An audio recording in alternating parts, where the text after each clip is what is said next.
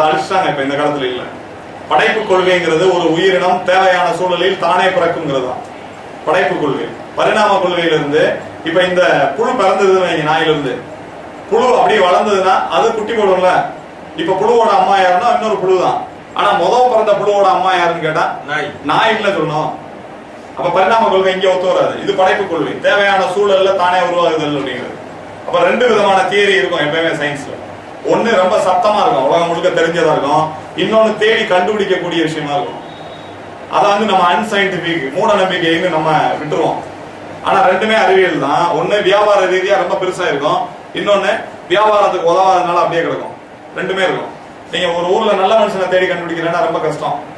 மோசமான ஆளை கண்டுபிடிக்கிறேன்னா போற வழியிலே பிளக்ஸ் வச்சிருப்பாங்க இல்லையா, பெருசு பெருசா. கையில காசு இருந்தா நிறைய செய்யலாம்ல.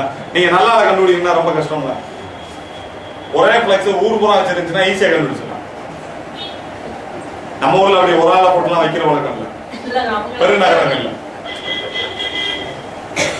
அப்ப எந்த விஷயம் மிகச்சரியானதோ அதை நீங்க கண்டுபிடிக்கணும்னா தேடி கண்டுபிடிக்கணும், கஷ்டம். கெட்ட விஷயத்தை கண்டுபிடிக்கிறது ரொம்ப ஈஸி, வெளிப்படையா தெரியும். அப்படிதான் வெளியே மிக எளிமையாக பரப்பப்பட்ட விஷயங்கள் தான் நம்ம நினைச்சிட்டு இருக்க எல்லாமே அப்படி பரப்பப்பட்ட விஷயம் தான். அதுல இருக்க உண்மைங்கிறது தேடினாதான் கிடைக்கும். அப்ப இந்த போர் ரோட்ல போற நாய் செத்து போய் செத்த அழுகல்கள்ல இருந்து புழு பிறந்துருது. இந்த புழு பிறந்ததுக்கு அப்புறம் அதனுடைய ஸ்மெல் குறைய ஆரம்பிக்கும். இந்த புழுக்கள் எதை சாப்பிடும்? எங்க இருந்து பிறந்ததோ அதவே சாப்பிடும் இல்லையா. அந்த அழுகிய கழிவுகளை அது பிறந்ததவே மறுபடி சாப்பிடும், சாப்பிட்டுக்கிட்டே இருக்கும். ஒரு குறிப்பிட்ட கட்டத்துல நாயினுடைய அழுகலே இருக்காது, புழுக்கள் மட்டுமே இருக்கும், முழுக்க முழுக்க புழுக்கள். அப்ப இந்த புழுக்கள் என்ன ஆகும்? அதுக்கப்புறம் என்ன செய்யும்? இது சாப்பிடறதுக்கு ஒண்ணும் இல்லைன்னு படிப்படியா அது செத்து போயிடும். இப்ப ஒரு நபர் எதுக்காக வந்தாரு எதுக்காக போனாருன்னு கண்டுபிடிக்கணும்னா அவர் என்ன செஞ்சுட்டு போனாருங்கிறத வச்சுதான் கண்டுபிடிக்க முடியும். இப்ப இந்த புழுவுடைய ஹிஸ்டரி ஆஃப் புழுவை வச்சு நம்ம கண்டுபிடிச்சோம்னா என்ன கண்டுபிடிக்கலாம்? இந்த புழு எதுக்காக அங்க வந்திருக்கு? அழுகுனதுல இருந்து பிறந்திருக்கு இல்லையா, அழுகுனதுல இருந்து பிறகுது, அழுகலவே சாப்பிடுது, அழுகல் தீர்ந்தனே செத்து போயிருது. அப்ப புழுவுடைய வேலை என்ன? சுத்தப்படுத்துறது. யார் உருவாக்குனாத? இயற்கை உருவாக்கிச்சு. எங்க இருந்து? கழிவுல இருந்து. அப்ப அதுதான் இங்க நடக்கிற ஒரு உயிர் சுழற்சி. இந்த புழு பிறக்கிறதுக்கு இந்த புழு 200 கிலோமீட்டருக்கு அந்த பக்கம் இந்த கிராமத்துல இருந்து நடந்து வந்துச்சுன்னு சொல்ல முடியாது. வெளியில இருந்து வரல, உள்ள இருந்து உருவாகி தான் வெளியே வந்தது இல்லையா. இந்த புழுக்கள் தான் கிருமிகள். உடம்புக்குள்ள அழுகி போன கழிவுகள் எங்கெங்க எல்லாம் இருக்கோ அங்க இருந்து கிருமிகள் பிறக்கும். உள்ளே வெளியே இல்ல, உள்ள பறக்கும். இந்த சைக்கிள் பேர் என்ன சார்? எந்த சைக்கிள்? நானே உருவாக்குங்க. நம்ம பேர் வைக்கிறது தானே. இல்ல அது எப்படி உருவாச்சு? அது வெறும் அழுகி போன சதை. அது அழுகி போன சதையில உருவாகுமா ஆகாதா? அதான் ஃபர்ஸ்ட் நமக்கு தெரியணும் இல்லையா. உருவாகும், அதான் உண்மை. நீங்க நாய் இல்ல, எது செத்து கிடந்தாலும் செத்தாலும் அது அழுகி போய் ஒரு குறிப்பிட்ட நிலையில அதுல இருந்து புழுக்கள் உருவாகியே தீரும். அது சாதாரணமா நடக்கிற விஷயம், பிராக்டிகல் அப்ளிகேஷன் சயின்ஸ். அப்ப இந்த புழுக்கள்ங்கிறது அழுகி போன கழிவுகள் இருந்து உருவாகி அந்த கழிவுகளை சுத்தப்படுத்துறதுக்காகவே உருவானது. இதே மாதிரிதான் நம்ம செல்களுக்குள்ள சாதாரண கழிவுகள் இருக்கு, ரசாயன கழிவுகள் இருக்கு, தேக்கமுற்ற கழிவுகள் இருக்கு. 3 கழிவுகள் இருக்கு. 4வது வகையான கழிவு என்னன்னா தேக்கமுற்ற கழிவே அழுகி போய் ரசாயன கழிவாக மாறுது. தேக்கமுற்ற அழுகிய ரசாயன கழிவுங்கிறது 4வது விதமான கழிவு. இந்த கழிவை வெளியேற்றவும் முடியாது, உள்ள வச்சிருக்கவும் முடியாது, லைசோசோம்னால அழிக்கவும் முடியாது. இது ஒரு ரொம்ப மோசமான கழிவு. இந்த கழிவை வெளியேற்றுறதுக்காகவும் அழிக்கிறதுக்காகவும் உடம்பு செய்யற ஏற்பாடு தான் கிருமிகளை பிறக்க வைக்கிறது. கிருமி எங்க பிறக்கும்னா செல்களுக்கு உள்ளேயே உள்ள இருந்து அழுகிய அந்த கழிவுகள்ல இருந்து பிறக்கும். அந்த கழிவுகளவே சாப்பிடும். கழிவுகள் தீர்ந்தோடனே போயிடும், செத்து போயிடும், அவ்வளவுதான். அப்ப நம்ம இடைக்காலத்துல என்ன பண்றோம்? கிருமிகளை மட்டும் கண்டுபிடிக்கிற டெஸ்ட் பாக்குறோம், கிருமி இருக்குன்னு கண்டுபிடிக்கிறோம், ஆன்டிபயோட்டிக் மருந்த போடுறோம், கிருமி செத்து போயிடும். எதுக்கு பிறஞ்சோ அந்த வேலை நடக்குமா? அதுக்கு பேர் சைடு எஃபெக்ட்ஸ். அந்த வேலை நடக்காதனால அதுக்கு பேர் சைடு எஃபெக்ட்ஸ். அப்படிதான் நம்ம வச்சிருக்கோம். அப்ப ஆன்டிபயோட்டிக் உள்ள இருக்க கிருமியை கொன்றுது. ஆனா அது எங்க இருந்து உருவாச்சோ அதை கொல்லல. அதனால மறுபடியும் கிருமி பிறக்க ரொம்ப நேரம் ஆகாது. அல்லது அந்த கழிவுகள் இன்னும் வளர்ந்து உள்ள இருக்கக்கூடிய உள்ளுறுப்புகளை பாதிச்சிடும். நீங்க சாதாரணமா இப்ப நம்ம சொன்ன விளக்கத்துல இருந்து யோசிச்சு பாத்தீங்கன்னா கழிவுகள்ங்கிறது தான் நம்ம நோயின்னு கருதுறோம் இல்லையா. கழிவு வெளியேற்றத்தை தான் நோயின்னு கருதுறோம். கிருமி வந்ததுக்கு அப்புறம் நோய் வருதா? நோய் வந்ததுக்கு அப்புறம் கிருமி வருதா? இப்ப நம்ம பார்த்த தியரி படி நோய் வந்ததுக்கு அப்புறம் தான், கழிவுகள் வந்ததுக்கு அப்புறம் தான் கிருமி வருது. ஆனா மாடர்ன் சயின்ஸ் இன்னைக்கு சொல்லிட்டு இருக்க தியரி படி கிருமி வந்ததுக்கு அப்புறம் தான் நோய் வருது. எது உண்மைன்னு நீங்க பிராக்டிகலா கண்டுபிடிக்கலாம்.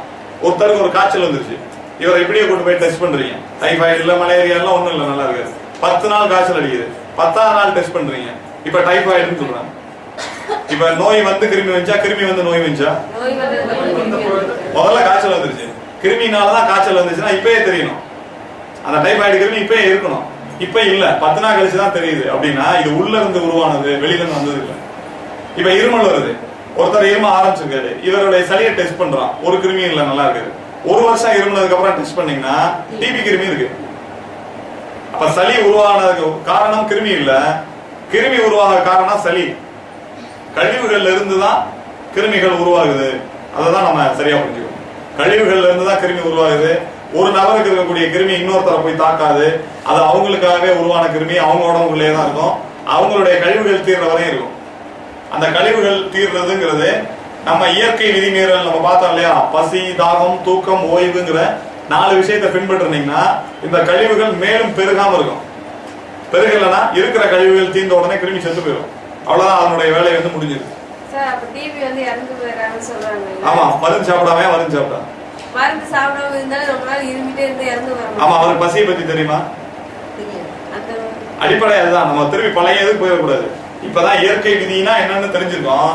இதை பின்பற்ற நபர்கள் அப்படி இறக்க மாட்டாங்க, எந்த நோய் வந்து இறக்க மாட்டாங்க. இதை பின்பற்ற நபர்கள் ஆரோக்கியமான மரணம் மட்டும்தான் வரும். அதான் வேறுபாடு. இதுவரைக்கும் நம்ம கேள்விப்பட்ட விஷயம் எல்லாமே இயற்கை விதிகளை பின்பற்றாதவங்க அல்லது ரசாயன மருந்துகளை எடுத்து உள்ள கழிவுகளை அடக்க முயற்சி பண்ணவங்களை பத்தி தான் கேள்விப்பட்டிருக்கோம் உலகம் முழுக்க. அப்படி இல்லாத கிராமங்கள் நிறைய இருக்கு. டிபி வந்து இருமிட்டே இருந்து 120 வயசு வரை இருந்தவங்க இருக்காங்க, இருப்பாங்க இல்லையா? அந்த வேறுபாடு இருக்கு. பொதுவா டிபி, ஆஸ்மா வந்தா சாவு வராதுன்னு சொல்லுவாங்க இங்க கிராமத்துல. அவ்வளவு ஈஸியா உயிர் போகாது, 100 வயசு வரை இருப்பாங்கன்னு சொல்லுவாங்க. ஆனா இப்ப அப்படி இல்ல, ஏன்னா மருந்து சாப்பிட்டா போயிடுவாரு சீக்கிரம். பவர்ஃபுல் மருந்துகள் நம்ம பயன்படுத்துறது ரொம்ப பவர்ஃபுல். 30 வருஷமா தெரிஞ்சிட்டு இருக்கா சார் வீட்டு மருந்து டாக்டர் சொன்ன மாதிரி சாப்பிட மாட்டாரு, கம்மியா சாப்பிடுவாரு. மெடிக்கல் ஸ்டோர் வச்சிருக்காங்க, அப்ப சாப்பிடவே மாட்டாரு. தெரியும், பார்மசிஸ்ட், மெடிக்கல் ஸ்டோர் வச்சிருக்கவங்களுக்கு எல்லாம் தெரியும் மருந்துகள் தேவையெல்லாம் பயன்படுத்தக்கூடாது. அதுவும் இன்னும் குடும்பத்துல எம்பிபிஎஸ் மருத்துவர்கள் உள்ள நபர்கள் யாராவது இருந்தீங்கன்னா நல்லா கவனிச்சு பாருங்க. எம்பிபிஎஸ் டாக்டர் மருந்து போடுறாரான்னு பாருங்க, அது ஆன்டிபயோட்டிக் போடுறாரான்னு பாருங்க, போடவே மாட்டாங்க. நான் டாக்டரவே கேட்டேன் சார், என்ன நீங்க எல்லாருக்கும் வைத்தியம் பண்றீங்க, நீங்க இருமிட்டு இருக்கீங்க. உங்களுக்கு ஒரு பிரதர் இருக்க மாதிரி எனக்கு ஒரு பிரதர் இருக்காரு எம்பிபிஎஸ், போட மாட்டாரு. ஆமா, அவர் குழந்தைகளுக்கு வந்து ஆன்டிபயோட்டிக் பக்கத்துல பார்த்தா பதட்டம் ஆயிடுவார். ரொம்ப ஐயோ ஆன்டிபயோட்டிக்கா அப்படின்னு எழுதி தர்றதெல்லாம் முதவே ஆன்டிபயோட்டிக் தான். அடுத்தவனுக்கு, சொந்த குடும்பத்துக்கு அது கிடையாது. அதுவே அண்ணன் தம்பி ஒரு வேளை பிடிக்காம இருந்தா எழுதி தரணும். அவங்களே ஹோட்டல்ல சாப்பிட மாட்டாங்க. இல்ல அது வேற. அது சமையல்கார் வந்து சமையல் செய்யும் போது அதே பொருளை பார்த்து தகட்டி போய் சாப்பிட மாட்டாங்க, அது வேற. ஒரு பொருளுடைய தீமை தெரிஞ்சு ஒரு சில நேரம் டாக்டர் கூட தெரியாம எழுதி கொடுத்தலாம் சாப்பிடலாம். பார்மசிஸ்ட்களை நல்லா கவனிச்சு பாருங்க. D pharm, B pharm, M pharm படிச்சவங்க எங்கள்ட்ட இருக்காங்க, நிறைய அக்குபஞ்சர் ஸ்டூடெண்ட்ஸ் இருக்காங்க. பி ஃபார்ம் படிச்சுட்டு ஒரு நபர் வந்து ஒரு அமெரிக்கன் கம்பெனில மெடிக்கல் டெர்மினாலஜிஸ்டா வேலை செஞ்சாரு. அவர் ஒரு சிகிச்சைக்காக இங்க வந்தவர், ட்ரீட்மெண்ட் எடுத்து அந்த தியரி இந்த தியரி எவ்வளவு தலைகீழா இருக்குன்னு புரிஞ்சுக்கிட்டு அதுல குணமாயி முழு நேர மருத்துவராக இங்க இருக்காரு. அவர் தான் எங்களுடைய கோயம்புத்தூர்ல இருக்கக்கூடிய இந்த அகாடமியினுடைய பிரான்ச்சினுடைய இன்சார்ஜ். அவர் தான் எம்பிபிஎஸ். எப்படி இல்லை சார், நான் பார்த்த ஹோமியோ டாக்டர் வந்து தெரியாம ஒளிஞ்சு வந்து மருந்து வாங்கிக்கிறாங்க. அதெல்லாம் ஒளிஞ்செல்லாம் இல்லை, இப்ப ஓப்பனாவே வந்தேன். தெரியாம நம்ம ஏரியால அப்படி இருக்கும். நிறைய ஆங்கில மருத்துவர்கள் பேஷன் நிறைய பேர் இருக்காங்க, ஓப்பனா வந்துட்டு போறவங்க இருக்காங்க. இது நல்ல மருத்துவம் தெரிஞ்சா நாங்க வந்து என் மருத்துவத்தை விட்டுறேன்னு சொல்றவங்க இருக்காங்க. அக்குபஞ்சர் படிச்சுக்கிட்டு இருக்கிற மருத்துவர்கள் இருக்காங்க. எங்க ஸ்டூடெண்ட்ஸ்ல MD DGO இருக்காங்க, 2-3 பேர் படிச்சிருக்காங்க. அது திறந்த மனதுள்ளவர்கள் இருப்பாங்க இல்லையா, எப்பவுமே எல்லா துறையிலும் இருப்பாங்க. இப்ப அக்குபஞ்சர்ல மோசமான ஆளே இல்லைன்னு சொல்லிட முடியுமா? இருக்கும்ல, அதே மாதிரி இதுலயும் இருக்கும். எல்லாமே தான். பைசா எக்கச்சக்கமா இருக்காங்க சார். அது வேற விஷயம். பைசானா நீங்க ட்ரீட்மெண்ட் அப்படிங்கிறது சரியா இருந்துச்சுன்னா நீங்க ஃபீஸ் எவ்வளவு வேணாலும் நிர்ணயிக்கலாம் நான் சொல்லுவேன். ட்ரீட்மெண்ட் தரதே போலியா இருந்துச்சுன்னா நீங்க ஃபீஸே வாங்க கூடாது. அந்த வேறுபாடு இருக்கு. அப்ப இந்த கிருமிகள்ங்கிறது கழிவுகள்ல இருந்து பறக்குது, கழிவுகளை சாப்பிடறதுக்காகவே தான் பறக்குது. அதை நம்ம சரியா புரிஞ்சுக்கணும். அதனால கிருமிகள் வந்ததுக்கு அப்புறம் நோய்கள் வர்றதில்ல, கழிவுகள் வந்ததுக்கு அப்புறம் தான் நோய்கள் வருது. அப்ப கிருமிகள்ல ஏன் இவ்வளவு வெரைட்டிஸ் இருக்கு? கழிவுன்னு இருக்கு, கழிவுல இருந்து பறக்கிறது பூரா ஒரே மாதிரி பறக்க வேண்டியதானே? ஏன் வெரைட்டியா வருது? ஒவ்வொன்றும் பார்க்க வேற வேற உருவங்கள் இருக்கு.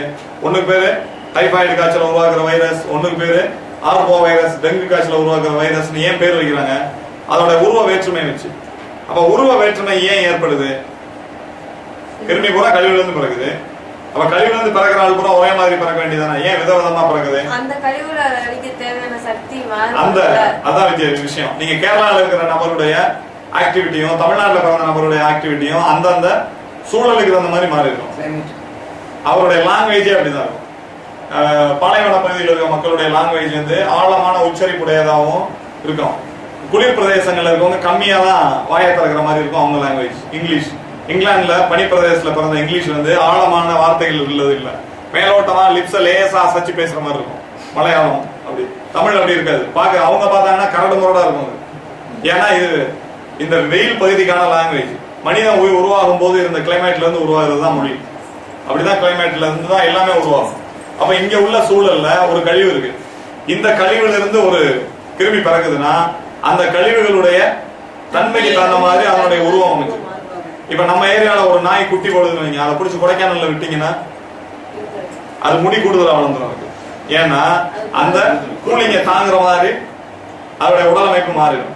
அங்க இருக்கிற ஒரு நாயை பிடிச்சிட்டு வந்து இங்க விட்டா முடியெல்லாம் உதிர்ந்து போய் ரொம்ப வெறும் தோல் மட்டும் வெளியே தெரிஞ்சிட்டு இருக்கும். உடனே மாத்திக்கிட்டே இருக்கும். சூழ்நிலைகளுக்கு தகவமைக்கும் மிகச்சிறந்த மிருகம் மனிதன் அப்படிங்கறது தான் டார்வின் சொல்றது. சூழ்நிலைக்கு தகவமைக்கிறது, அது மிருகமா இல்லையா அப்படிங்கறத விட்டுலாம். சூழ்நிலைக்கு தகவமைக்கும் திறன்கிறது வைரஸ்ல இருந்து ஆரம்பிச்சு மனுஷன் வரைக்கும் எல்லாத்துக்கும் போதும். உயிர் இருந்தா அது சூழலுக்கு தகவமைக்கும். அப்ப அது எந்த கழிவுல இருந்து பிறகுதோ அந்த கழிவுக்கு தகுந்தாற் போல தன்னுடைய உருவம் வந்து உருமாறிக்கிட்டே இருக்கும். உதாரணமா நீங்க இதை கண்டுபிடிக்கணும்னா எங்கேயும் போகணும்னு அவசியம் இல்லை. உங்களுடைய கிச்சனுக்கு போனீங்கன்னா போதும். சமையல் அறைக்குள்ள போய் ஒரு 6 மாதத்துக்கு முன்னாடி அரைச்ச ஒரு மிளகா பொடி இருக்குன்னு வைங்க. மிளகா பொடி அரைச்சு நல்லா இறுக்கமா டப்பால மூடி போட்டுருங்க. 1 வருஷம் கழிச்சு ஓபன் பண்ணி பாருங்க, உள்ள என்ன இருக்கும்? இன்ஃபெக்ஷன் தியரி தப்பா போயிது இல்லைங்க, இங்கேயே தெரிஞ்சிருது. அப்புறம் எப்படி கிருமியில இருந்து தான் நோய் வந்தது நம்ப முடியும்? இப்ப வண்டை யாராவது உள்ள அனுப்பிச்சோமா? வண்டு எங்க இருந்து வந்திருக்கு? அந்த அந்த அந்த மிளகா பொடி கழிவாக மாறி அதை சாப்பிடுறதுக்காக வண்டுகளை உற்பத்தி பண்ணிருக்கு. இதே மிளகா பொடி வேற காம்பினேஷன்ல இருக்குன்னு வைங்க, இன்னொரு பொடி ஒரு மசாலா பொடி, அதுக்குள்ள என்ன இருக்கும்? வண்டும் வரும் புழுவும் வரும். ஒரு வீட்டுல வண்டு வரும், இன்னொரு வீட்டுல புழு வரும். ஏன் ரெண்டும் வேற வேற வருதுன்னா காம்பினேஷன் மாறுது. அவங்களுடைய டேஸ்ட் வேற மாதிரி இருக்கும். அதனால அதுல போட வேண்டிய மல்லி மிளகாயுடைய அளவை வேற மாதிரி கலப்பாங்க. அதுல உருவாகிற கழிவு வேற மாதிரி இருக்கும். அதுல இருந்து பிறக்கிற புழுவும் வேற மாதிரி இருக்கும். சேஃப் வித்தியாசமா இருக்கும். அப்ப எந்த கழிவுகள்ல இருந்து அந்த புழுக்கள் அல்லது கிருமிகள் பிறகுதோ அந்த கழிவுகளுடைய தன்மைக்கேற்ப இது உருமாறுற தன்மையோட அமைஞ்சிருக்கும். அதனால பிறக்கிற பிறவிலேயே உருவங்கள் மாறுபட்டு இருக்கும். அப்ப சயின்டிஸ்டுகள் பார்க்கும்போது என்ன தோணும் அவங்களுக்கு? இது ஒரு வெரைட்டி, அது ஒரு வெரைட்டின்னு எழுதி வச்சிருவாங்க. அப்படிதான் கோடிக்கணக்கான கிருமிகள் உலகத்துல இருக்கு. இது ஒரே கிருமியை 4 நாள் கழிச்சு பாத்தீங்கன்னா இன்னொரு உருவத்தோட இருக்கு. வைரஸ்னு ஒண்ணு இருக்கு இல்லையா? வைரஸ் அப்படிங்கறத மைக்ரோபயாலஜி எப்படி விளக்குது அப்படின்னா, நுண்ணுயிரியல் துறை வந்து வைரஸ்னா என்னன்னு விளக்குது. அதுக்கு வைரஸ்னுடைய டெஃபினிஷனே என்ன சொல்றாங்கன்னா, தன்னைத்தானே உருமாற்றிக் கொண்டே இருக்கும் ஒரு கிருமி அப்படின்னு சொல்றாங்க. நீங்க +2 பயாலஜி பாடத்திலே அது இருக்கும். தன்னைத்தானே உருமாத்திக்கிட்டே இருக்கும்னா அப்ப நேத்து பார்த்த வைரஸ்க்கு இன்னைக்கு எப்படி மருந்து கொடுக்குறது? கொடுக்க முடியாது. இப்ப இன்னொரு மருந்து கண்டுபிடிக்கணும். இன்னைக்கு சளிக்கு இன்னைக்கு வரைக்கும் மருந்து கண்டுபிடிக்கல. சளி வந்து ஆயிரக்கணக்கான வைரஸ்களால் ஏற்படுற நோய். ஆங்கில மருத்துவம் அப்படி சொல்லுது. ஆயிரக்கணக்கான வைரஸ்களால் ஏற்படுற நோய்ங்கிறதுனால ஒவ்வொரு வைரஸ்க்கும் ஒரு மருந்து கண்டுபிடிச்சா எவ்வளவு மருந்து கொடுக்கறது சளிக்கு? அதனால மருந்துகள் இல்ல, சளிக்கு இல்ல. ஏற்கனவே கவர்மெண்டே அறிவிச்சிருக்காங்கல்ல, சளிக்கு ஆங்கில மருத்துவத்துல மருந்துகள் கிடையாது. சளிக்குன்னு கொடுக்கப்படுறது பூரா வேற வேற மருந்து. இங்க சளிக்குன்னா ஏதாவது ஒரு ஆன்டிபயோட்டிக் காமனா கொடுக்குற சளியை உரைய வைக்கிற மருந்துகள், போத மருந்து, இன்னைக்கு கொடுக்குற இருமல் மருந்து, இருமல் காஃப் சிரப் பூரா வந்து தூங்க வைக்கிறது, செலக்ஷன், இந்த மருந்துகள் தான் எனக்கு கொடுக்கப்படுது. 4 பாட்டில் 5 பாட்டில் வந்து போக வாங்கி விற்கிறாங்க. ஆமா, அவங்களுக்கு அங்க கிடைக்காதப்ப இங்க வாங்குவாங்க. தீபாவளி பொங்கல்லாம் லீவ் விட்டுறாங்கல்ல, அப்ப மெடிக்கல் ஸ்டோர் தான் வரும். அதனால கண்டுபிடிச்சிருவாங்க என்ன கண்டென்ட் இருக்கு, என்ன விளைவு ஏற்படுத்துதுன்னு கரெக்டா கண்டுபிடிச்சு சில மருந்துகளை மிக்ஸ் பண்ணும்போது அது முழு டாஸ்மாக் ஐட்டத்தை விட ரொம்ப பவர்ஃபுல்லா இருக்குன்னு கண்டுபிடிச்சிருவாங்க. இந்த மாதிரி கலக்காம சாப்பிட்டாலும் இறப்பாங்க, கொஞ்சம் லேட்டா. கலந்து சாப்பிட்டு சீக்கிரம் போயிடலாம். அப்ப இந்த கிருமிகள் மூலமாக நம்ம நடைமுறை உதாரணத்திலையும் நடைமுறையிலையும் அந்த மாதிரியான பாதிப்புகள் எதுவும் நடக்கலைங்கிறத பார்த்தோம். அறிவியல் பூர்வமாகவும் அது எப்படி உருவாகுதுங்கிறத பார்த்தோம். இதனுடைய வரலாறு என்ன சொல்லுது? கிருமியை கண்டுபிடிச்சவர் யார், அதனுடைய வரலாறு என்ன, அதுக்கான ஆதாரங்கள் இருக்கா அப்படின்னா அது எல்லாமே இருக்கு. முதல் கிருமிகள் வந்து 1600 தான் ஆண்டனி வான் லீவன் ஹாக்னு ஒரு நபர், அவர் என்ன பண்ணாருன்னா முதல் முறையா மனித உடம்புக்குள்ள சில நுண்ணுயிர்கள் உயிர் வாழுதுன்னு கண்டுபிடிச்சாரு. ஸ்மால் அனிமல்ஸ் அப்படின்னு பேர் வச்சாரு. ஆனா அது நல்லதா கெட்டதான்னு அவர் சொல்லல. ஸ்மால் அனிமல்ஸ் இங்க இருக்குன்னு மட்டும் தான் சொன்னாரு. அதுக்கப்புறமா நீண்ட காலத்துக்கு பின்னாடி 1800 டாக்டர் ஆண்டனி பீச்சாம் அப்படின்னு ஒருத்தர் பிரெஞ்சு சயின்டிஸ்ட், டாக்டர் ஆண்டனி பீச்சாம் அப்படிங்கிற ஒரு சயின்டிஸ்ட், அவர் என்ன பண்ணாருன்னா மைக்ரோசைமாஸ் பேர் வச்சாரு. மைக்ரோசைமாஸ் பேர் வச்சாரு. மைக்ரோனா நுண்ணிய, ஜைமாஸ்னா உயிர்கள், நுண்ணுயிர்கள் தான். ஸ்மால் அனிமல்ஸ் 1600 வைக்கப்பட்ட பெயரை மறுபடியும் இவரு நுண்ணுயிர்கள் வச்சாரு. அவ்வளவுதான். இதுக்கு அப்புறமா தான் 1864 லூயி பாஸ்டர் அப்படிங்கிற ஒரு நபர், டாக்டர் லூயி பாஸ்டர்னு போடுவாங்க, அவர் டாக்டர் இல்ல, அவர் வந்து ஒரு அந்த காலத்துல இருந்த ஆராய்ச்சியாளரும் இல்ல, மருந்து தயார் பண்ணக்கூடிய ஒரு நபர், ஒரு அசிஸ்டன்ட் பார்மசிஸ்ட். அவருடைய வரலாறு தான் சொல்லுது. அவருடைய அசிஸ்டன்ட் பார்மசிஸ்ட், அவர் வந்து அறிவியல் பூர்வமான எந்த விதமான படிப்போ அனுபவமோ இல்லாதவர். அவர் கண்டுபிடிச்ச முதலும் கடைசியுமான ஒரே தியரி அதுதான் கிருமி தத்துவங்கிற ஒரு தத்துவம், இன்ஃபெக்ஷன் தியரி. அதை அவர் ப்ரூவ் பண்ண முயற்சி பண்ணும்போது அவருடைய ப்ரூவிங் சம்பந்தமா அவர்கிட்ட கேட்கப்பட்டுச்சு கருத்து, நீங்க ப்ரூவ் பண்ண விஷயம் ரொம்ப சரியா படலையே, நிறைய குழப்பங்களோட இருக்கே அப்படின்னு சொல்லி. அவர் அதுக்கு பதில் சொன்னாரு, என்னுடைய வாரிசுகள் வந்து நிரூபிப்பார்கள் சொன்னாரு. எந்த சயின்டிஸ்டாவது இப்படி சொன்னா விடுவோமா? என் வாரிசு வந்து அதுக்கு ஆதாரம் கொடுப்பேன், எனக்கு இப்ப பரிசு கொடு அப்படின்னு கேட்க முடியுமா? அப்படி சொல்லப்பட்ட ஒரே நிரூபணம் உலகத்துல கிருமி தத்துவம் மட்டும்தான். புத்தகங்கள்லாம் எப்பயும் கிடைக்கும். இப்ப 1800 மைக்ரோசைமாஸ் அப்படின்னு சொல்லப்பட்ட டாக்டர் பீச்சாம்ப் தான் சொன்னார். அவருடைய ஆராய்ச்சிக்காக உதவியாளராக இவர் கொஞ்ச நாள் இருந்தார். யாரு? Louis Pasteur. ரெண்டு பேரும் சந்திக்கிறாங்க. டெல்லி வந்திருக்காங்க, டெல்லி பல்கலைக்கழகத்துக்கு வந்திருக்காங்க, ரெண்டு பேருமே வந்திருக்காங்க. அப்புறம் ரெண்டு பேரும் அவங்க வேலையை பார்க்க போயிட்டாங்க. இவர் ஆராய்ச்சியை தொடர்றாரு, பீச்சாம்ப் வந்து ஆராய்ச்சியை தொடர்றாரு. லூயி பாஸ்டர் திடீர்னு என்ன பண்றாருன்னா அறிவிச்சுறாரு, கிருமிகள், இந்த நுண்ணுயிர்கள் என்பவை கிருமிகள், இந்த கிருமிகள் வந்து மனிதனுடைய நோய்களுக்கெல்லாம் அதான் காரணம், இது வந்து காத்துல பரவுது, நீர்ல பரவுதுன்னு அறிவிச்சுறாரு. இதே காலத்துல பீச்சாம்ப் உயிரோட தான் இருக்கு. இது வெறுமனே அறிவிக்கிறது இல்ல, ப்ரூவ் பண்ணணும் இல்லையா? அப்ப பாரிஸ்ல இருக்க வியன்னா யூனிவர்சிட்டியில இந்த ஆய்வு நடக்குது. என்ன ஆய்வுனா, ஒரு கரித்துண்டை எடுத்துக்கிறாங்க. கரித்துண்டை எடுத்து 48 மணி நேரம் திறந்த வெளி காற்றுல வச்சிருக்காங்க. அவ்வளவுதான், இதுதான் ஆய்வு. அப்ப 48 மணி நேரம் திறந்த காற்றுல இருக்க கரித்துண்டை என்ன ஆகுது? அழுகி போகுது. அழுகின உடனே அதை எடுத்து மைக்ரோஸ்கோப்ல டெஸ்ட்டுக்கு உட்படுத்துறாங்க. அதுல சில கிருமிகள் தெரியும். அப்ப இதை வச்சு எழுதுறாரு, லூயி பாஸ்டர் எழுதுறாரு, காற்றில் பரவிய கிருமிகள் கரித்துண்டை அழுக செய்தன எழுதினாரு. அதுதான் இன்னைக்கு வரைக்கும் இருக்கக்கூடிய கிருமி தத்துவம். அதை நம்பிதான் நம்ம கிருமி வந்து ஆளை கொண்டுரும் சொல்லிட்டு இருக்கோம். இன்னைக்கும் மருத்துவ பாடத்திட்டத்தில் இருக்கக்கூடிய ஒரே டெஸ்ட் அதுதான். அப்ப பீச்சாம்ப் இருந்தாரு, ஆண்டனி பீச்சாம்ப் இருந்தாரு. அவருக்கு இந்த தகவல் கேள்விப்பட்டனே ரொம்ப அதிர்ச்சியானாரு. இது வந்து அறிவியல் பூர்வமான நிரூபணம் கிடையாது அப்படின்னு முடிவு பண்ணாரு. நேரா கிளம்பி பாரிஸ் வந்தாரு, வியன்னா யூனிவர்சிட்டி வந்தாரு. வந்து இதே டெஸ்ட மறுபடியும் பண்ணாரு, அதே டெஸ்டை மறுபடியும் பண்றாரு. இப்ப என்ன பண்றாருன்னா, காற்று புகாத கண்ணாடி பெட்டி தயார் பண்றாரு. காத்துல தானே பரவாயில்லைன்னு சொல்றேன். காற்று புகாத கண்ணாடி பெட்டிக்குள்ள கரித்துண்டை வைக்கிறாரு. 48 மணி நேரம் சோதனை. என்ன ஆகுது? அதுவும் அழுகி போயிடும். ஏன்னா உயிர் இல்லைன்னா அழுகி தானே போகணும். காத்து இருக்கோ இல்லையா, உயிர் இல்லைன்னா அழுகிடும். அழுகியதுல இருந்து இன்னொரு விதமான கிருமிகள் தோன்றுது. இதுல இதை டெஸ்ட் பண்ணி காட்டுறாரு. அப்ப காத்து இருந்தாலும் இல்லைனாலும், காற்றுங்கிறது புறப்பொருள், அது உதவியா வேணா இருக்கலாம். ஆனா அது வந்து கிருமிகளை கொண்டு வர்ற வாகனம் கிடையாது. அவ கிருமிங்கிறது உள்ள இருந்து தான் உருவாகுது அப்படிங்கறத மறுபடியும் நிரூபிச்சார். இவர் நிரூபிச்சு இவருடைய ஆய்வு நீண்ட காலம் வந்து அறிவியல் உலகத்தால் ஏற்றுக்கொள்ளப்பட்ட ஆய்வாக பாடநூலாக இருக்கு. இப்ப வரை பாடநூலாக இருக்கு. இப்ப கிருமி தத்துவத்தை கற்றுக் கொடுக்கிற பல்கலைக்கழகம் இது தமிழ்நாட்டுல. கிருமி இருக்கு, இதுக்கு ஆன்டிபயோட்டிக் தான் கொடுக்கணும் அப்படின்னு MBBS பாடம் நடத்துற பல்கலைக்கழகம் இது மெடிக்கல் காலேஜ். அதுக்கான பல்கலைக்கழகம் இது எம்ஜிஆர் மெடிக்கல் யூனிவர்சிட்டி.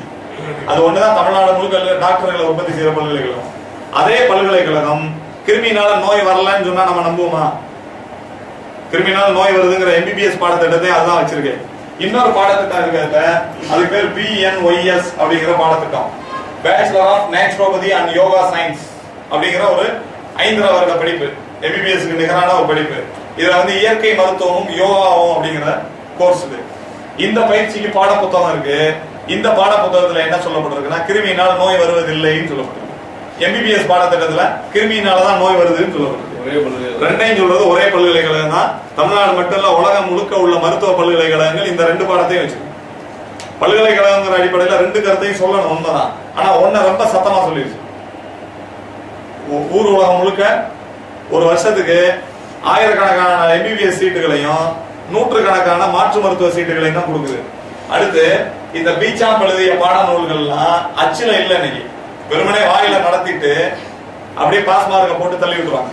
பிஎன்ஒஎஸ்ல பீச்சாம் எழுதின பாடநூல்கள் பாடமா வைக்கப்பட்டிருக்கு. அதனுடைய ஒரு பிரதியை கூட யாருமே பார்க்க முடியாது, கிடைக்கிறது இல்ல. பாடநூல் அச்சிலேயே இல்ல. இப்ப நாங்க பீச்சாம்புடைய நூல் blood and it's third element அப்படிங்கிற ஒரு நூல், அப்புறம் அவருடைய காலத்துக்கு பின்னாடி பீச்சாம்பும் பாஸ்டும் என்னென்ன கண்டுபிடிச்சாங்க, அவங்களுக்கு இடையில நடந்த கருத்து மோதல்கள் என்ன அப்படிங்கறத பத்தி டக்ளஸ் ஹியூம் அப்படின்னு ஒரு டாக்டர் ஒரு புக் எழுதியிருக்காங்க, பாஸ்டர் ஆர் பீச்சாம்ப், அந்த புத்தகத்துல பேரு. அதுக்கப்புறம் அந்த டாக்டர் ஹென்ரி லிண்ட்லார் ஒரு ஆளு அமெரிக்கால எம்டி முடிச்சவர், அவர் வந்து இந்த ரெண்டு பேருடைய வரலாறு, அவங்க கண்டுபிடிச்சது, அதை பற்றி இயற்கையினுடைய கருத்து என்ன அப்படிங்கறதெல்லாம் சேர்த்து பிலாசபி ஆஃப் நேச்சுரல் தெரபியூட்டிக்ஸ் ஒரு புத்தகம் எழுதினாரு. இந்த புத்தகங்கள்லாம் இன்னைக்கு கிடைக்கும், இங்க கிடைக்காது, இந்தியாவில் கிடைக்காது, தேடி அலையணும். இது அமெரிக்கால ஒரு நல்ல பழக்கம் என்னன்னா, நல்லதா இருந்தாலும் கெட்டதா இருந்தாலும் காசு கொடுத்தா வித்துருவாங்க, ஒளிச்சே வச்சிருக்க மாட்டாங்க. காசு காட்டிட்டோம்னா எடுத்து வெளியே வந்து கொடுக்கலாம். அப்படி இந்த புத்தகங்கள்லாம் மறுபடியும் விற்பனைக்கு வருது. ரேர் பிரிண்ட்ஸ்னு ஒரு கம்பெனி வச்சிருக்கான் அமெரிக்கால. அவன் கேட்கிற அமௌண்ட்டை நீங்க கொடுத்தீங்கன்னா நீங்க கேட்கிற புக்கெல்லாம் எங்க இருந்தாலும் வாங்கிட்டு வந்துருவான். எடுத்து ஸ்கேன் பண்ணி ஒரே ஒரு பிரிண்ட் போட்டு தந்துருவான் கையில. அப்படி அவன்கிட்ட இருந்து நிறைய நூல்களை நாங்க வாங்கி மறுபடியும் தமிழ்ல மொழியாக்கம் பண்ணிட்டு இருக்கோம். பேராசிரியர்களும் எழுத்தாளர்களும் அதை மொழிபெயர்த்துட்டு இருக்காங்க. இப்ப அவர் பீச்சாம்புடைய ஆங்கிலம்னா ரொம்ப கடுமையான ஆங்கிலம். அவர் பீரியட் பாத்தீங்கன்னா 1864 ஏர்லி இங்கிலீஷ். அது இப்ப இருக்க இங்கிலீஷ் இல்ல, பழைய இங்கிலீஷ்ல முதல்ல இங்கிலீஷ்க்கு மொழிபெயர்க்கணும், அதுக்கப்புறம் தமிழ் மொழிபெயர்க்கணும். அதுக்கான ஆட்கள் இப்ப கிடைக்கிறது இல்ல. இதுக்கப்புறம் அந்த ஹென்ரி லிண்ட்லாருடைய நூல் வந்து கிட்டத்தட்ட ஒரு 100 பக்கம் மொழிபெயர்த்துட்டோம்.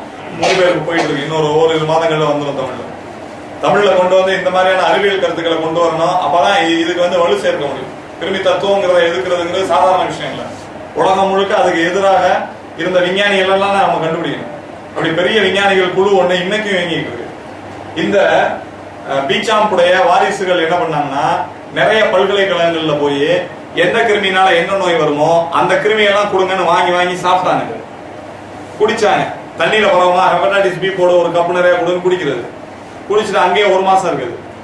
ஒரு மாசம் இருந்து நல்லா இருக்கணும் ஆரோக்கியமா இருக்கணும் காட்டிட்டு வந்துடுது. இப்படி பல்கலைக்கழகமாக அலைஞ்சு திரிஞ்சு இந்த கிருமி பரவல்ங்கிறது பொய்ன்னு நிரூபிச்சாங்க. 1860 இருந்து 1908 வரைக்கும் அது நடந்துச்சு, 60 வருஷமா. அதுக்கப்புறம் அந்த கல்வி முறையில உருவான பிராய்லர்ஸ்கள் எல்லாம் கிளம்பி அதை படிக்கிறதுக்கு ஆள் இல்லாம அது அப்படியே சுருங்கி போய் ஒரு சின்ன குழு மட்டும்தான் இருக்கு. இப்ப இந்த ஆய்வுகளை தெரிஞ்ச மைக்ரோபயாலஜிஸ்டுகள் கிடையாது. ஆண்டனி பீச்சாம்ங்கிற பேர் தெரியாத மைக்ரோபயாலஜிஸ்டே இருக்கக்கூடாது, அதான் உண்மை. ஆனா ஆண்டனி பீச்சாம்னா யாருன்னே தெரியாத மைக்ரோபயாலஜிஸ்டுகள் தான் எல்லா பகுதியும் இருப்பாங்க. ஹென்ரி லிண்ட்லார்னா யாருன்னே தெரியாத இயற்கை மருத்துவர்களா இருப்பாங்க. ஏன்னா இவங்க படிச்சு படிச்சு மனப்பாடம் பண்ணி மார்க்கை வாங்கிட்டு வெளியே வந்தவங்க. வெறும் மார்க் வந்து அறிவை தராது. இந்த அறிவுல இருந்து கிளம்பினவங்க மட்டும்தான் இதை கண்டுபிடிக்க முடியும். அப்படி இப்ப மறுபடியும் உலகத்துல இந்த பழைய அழிஞ்சு போன அல்லது அழிக்க முயற்சி பண்ண பல விஷயங்கள் வந்து வெளியே கிளம்பிக்கிட்டு இருக்கு. அதை தேடுற நபர்கள் கொண்டு வந்து வெளியே கொடுத்துட்டு இருக்காங்க. பல மொழிகள்ல வெளிவர போகுது. அப்ப பீச்சாம்புடைய ரொம்ப கண்டுபிடிப்புகள். சரி, ஏன் பீச்சாம்புடைய கண்டுபிடிப்புகள் உலகம் முழுக்க போகல, லூயிஸ் பாஸ்டருடைய கண்டுபிடிப்பு மட்டும் ரொம்ப வேகமா போச்சு அப்படின்னா ஒரு காரணம் இருக்கு. இந்த காலம் இருக்குல்ல, இந்த கிருமி தத்துவம் உருவாக்கப்பட்ட காலம், இது ரொம்ப முக்கியமான காலம். இந்த காலத்துல அப்படி என்ன முக்கியத்துவம் அப்படின்னா, அறுவை சிகிச்சை கண்டுபிடிக்கப்படல. ஆங்கில மருத்துவத்துல அறுவை சிகிச்சை கிடையாது. கிருமியே இல்லைன்னா தடுப்பூசி இருந்திருக்குமா? தடுப்பூசி கிடையாது. கிருமி இல்லைன்னா ஆன்டிபயோட்டிக் இருந்திருக்குமா? இல்ல. பெயின் கில்லர் கிடையாது, காய்ச்சல் மருந்து கிடையாது. அப்படின்னா என்ன இருந்திருக்கும் ஆங்கில மருத்துவத்துல? இதுதான் ஆங்கில மருத்துவம். இன்னைக்கு நமக்கு தெரிஞ்சு பெயின் கில்லர்ஸ், ஃபீவரை வந்து கண்ட்ரோல் பண்றது, ஆன்டிபயோட்டிக் இல்லையா, இவ்வளவுதான். ஆன்டி இன்ஃபெக்ஷன், ஆன்டி அலர்ஜிக், ஒரு 5 வகை மருந்துகள் தான் இன்னைக்கு வரைக்கும் இருக்கு ஆங்கில மருத்துவத்துல. அந்த 5 வகை மருந்துமே இல்லாத, சர்ஜரியும் இல்லாத ஒரு மருத்துவம் தான் 1864 இருந்த ஆங்கில மருத்துவம். இப்ப இதுக்கு முற்காலத்துல எப்படி இருந்திருக்கும் ஆங்கில மருத்துவம்? இது கிமு 600ல டாக்டர் ஹிப்போக்ரேட்ஸ் ஒரு நபர், மருத்துவத்தின் தந்தைன்னு சொல்லுவாங்க. அவர் தான் கிரேக்க நாட்டுல வந்து மருத்துவம் சம்பந்தமான குறிப்புகள் எல்லாம் ஒருங்கிணைச்சு முதல் மெடிக்கல் ஸ்கூல் ஓபன் பண்ணாரு. மருத்துவத்தின் தந்தை அவர் தான். அவர் மூலிகையில இருந்து எடுத்த சாரை தான் அவர் மருத்துவம் சொன்னாரு. அவர் தான் ஆங்கில மருத்துவத்தின் தந்தைன்னு சொல்லுவாங்க. அவர் ஆங்கிலம் சொல்லக்கூடாது, மருத்துவத்தின் தந்தை. அவர் அதுல இருந்து உருவாகி ஸ்கூல் வச்சு நிறைய பேருக்கு மெடிக்கல் ஸ்கூல்ல இருந்து நிறைய மருத்துவர்களை உருவாக்குனாரு. அது பிற்காலத்துலதான் ரசாயன மருத்துவமா மாறுச்சு. அப்ப 1796 ஒரு முக்கியமான வருடம் மருத்துவ வரலாற்று.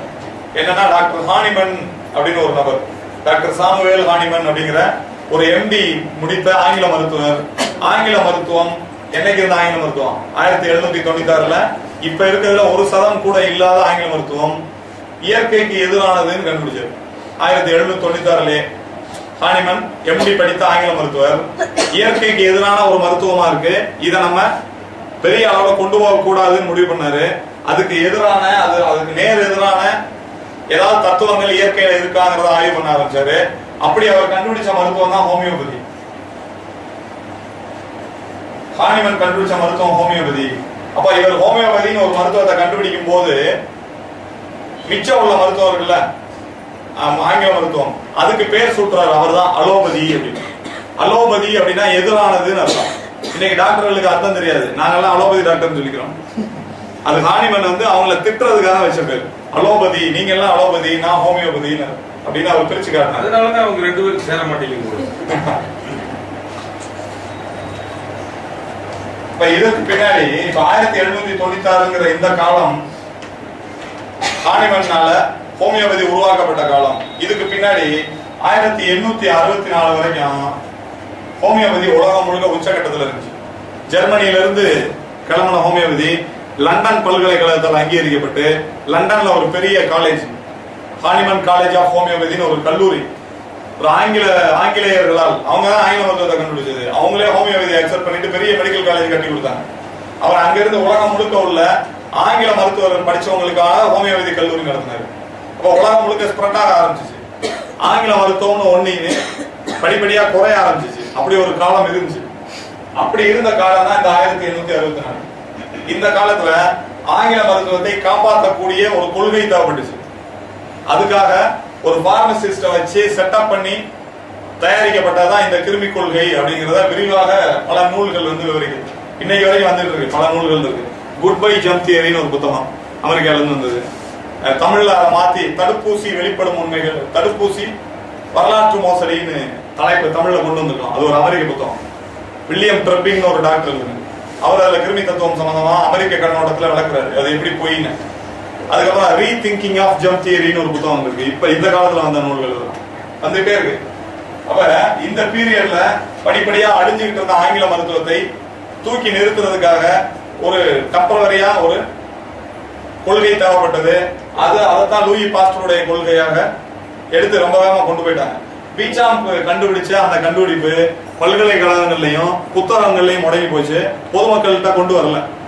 ஏன்னா கொண்டு வந்தா என்ன ஆகும், நம்ம முதல்ல பேசின மாதிரி தான், கிருமி எல்லாம் இல்லைன்னா எல்லா கம்பெனியும் க்ளோஸ் பண்ண வேண்டியதான், எதுவுமே விற்காது. நம்ம அன்றாடம் பயன்படுத்துற தினசரி உணவுப் பொருட்கள் கூட கிருமி பயத்தினாலதான் வாங்கிட்டு இருக்கோம். தண்ணியை சுட வச்சு குடிக்கிறோம் இல்லையா, எவ்வளவு பிரச்சனை, எல்லாம் காலியாயிரும். கிருமி இல்லைங்கிறது நிரூபணமானால், எல்லாத்துக்கும் சொல்லப்பட்டால் பல விஷயங்கள்ல இருந்து நம்ம தப்பிச்சிருவோம். அப்ப அக்குபஞ்சர் அல்லது இந்த கழிவு நீக்க தத்துவத்தை புரிஞ்சுக்கிட்ட நபர்கள் கிருமியை பத்தி எந்த கவலையும் இல்லாம தான் வாழ்ந்துட்டு இருக்கோம். எல்லா கிருமியும் ஊரெல்லாம் வந்துட்டு இருக்குன்னு சொல்லிட்டே இருப்பாங்க, பயப்படாமல் பயந்துகிட்டே இரு. ஏன்னா பயப்படுறவங்கள நீங்க மீட்க முடியாது. நீங்க யார் கூட போய் பேசினாலும் நம்மளே அப்படிதான் இருந்தோம். ஒரு வாரத்துக்கு முன்னாடி கிருமி எல்லாம் பொய்ன்னு யாராவது சொன்னா நீங்க ஒத்துக்குறீங்களா? இது கொஞ்சம் சயின்டிபிக்கலாவும் ஹிஸ்டாரிக்கலாவும் ஒரு அப்ளிகேபிள் ப்ரூவிங்ஸோடையும் நம்ம அதை புரிஞ்சுக்கிற போதுதான் அதை நம்ம அக்செப்ட் பண்ண முடியும். நீங்க இதே விளக்கத்தோட போய் இன்னொரு ஆளுக்கு சொல்ல முடியாது. ஒரு ஆளை உட்கார வச்சு 2 மணி நேரம் வகுப்பு எடுக்க வாய்ப்பு இல்லை. அப்ப நம்ம என்ன பண்ணுவோம், இதுல இருந்து கிடைச்ச எசன்ஸா மட்டும் போய் சொல்லுவோம். கிருமியெல்லாம் இல்ல, அதுக்கெல்லாம் பயப்பட வேண்டியது இல்லை, அவங்க ஒத்துக்க மாட்டாங்க. அதனால அந்த சண்டை வேண்டியது இல்லை. நீங்க புரிஞ்சுக்கிட்டதை உங்க லைஃப்ல கடைபிடிக்க ஆரம்பிங்க, அதான் முக்கியம். அப்ப கழிவு நீக்க தத்துவத்தினுடைய இறுதி பகுதி, நிறைவு பகுதி நம்ம கொஞ்சம் நஞ்சம் பயந்துட்டு இருக்கிறது கடைசியா கிருமிக்கு மட்டும்தான். எல்லா நோய்களும் கழிவுனாலதான் வருது. இந்த கிருமியினால் வர நோய்கள் தவிர நம்ம தோணிக்கிட்டே இருக்கும் இல்லையா, அப்ப கிருமிகளையும் கழிவு நீக்க தத்துவத்துக்குள்ளேயே அடங்கிடுது. கிருமிகள் அப்படிங்கிறது கழிவுகள்ல இருந்து உருவாகிறது தான், நோய்களை அது உருவாக்குறது இல்ல. நோய்களுக்கு காரணமான கழிவுகளை அது சாப்பிடுது. அதனால கிருமிகளை அழிக்க வேண்டிய அவசியம் மனுஷனுக்கு இல்ல.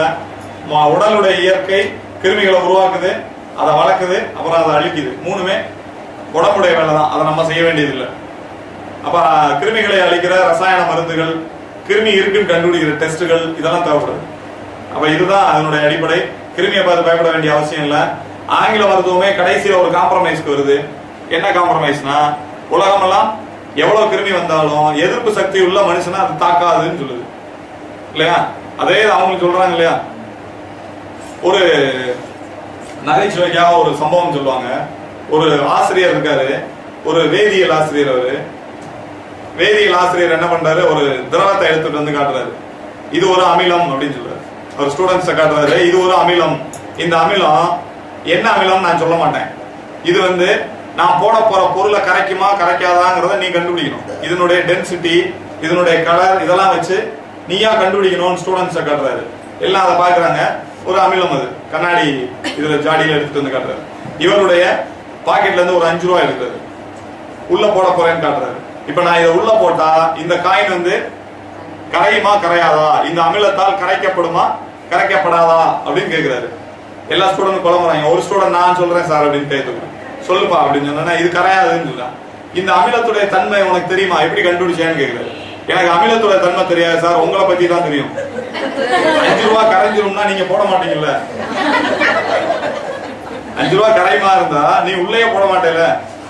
அதனால அமிலத்தை பத்தி எனக்கு தெரியாது, உனைய பத்தி நல்லா தெரியும் அப்படின்னு மாணவன். அப்ப இதுதான் இயற்கை வந்து நமக்கு 2 ஆப்ஷன் தருது. ஒண்ணு கிருமியை பத்தி பயந்து கிருமிகளை பத்தி ஆராய்ச்சி பண்ணி 10 வருஷம் படிப்பு படிச்சு அதை அழிக்கிற மருந்து கண்டுபிடிக்காத நபர்களோட போயிட்டே இருக்குது. இன்னொன்னு, உங்க உடம்புக்குள்ள என்ன நடக்குதுன்னு உங்களை பத்தி தெரிஞ்சுக்கிட்டு, உங்களை பத்தி தெரிஞ்சா உலகத்தை பத்தி கவலைப்பட வேண்டியது இல்ல. உலகத்தை பத்தி தெரிஞ்சு கவலைப்பட்டுக்கிட்டே இருந்தா கவலைப்பட்டுக்கிட்டே இருக்கணும். இன்னும் கண்டுபிடிக்க முடியல. இன்னும் எத்தனை உயிரினங்கள் இருக்குன்னு கண்டுபிடிக்கல. உயிரினங்களுடைய பரிணாம கொள்கை முழுமையடையல.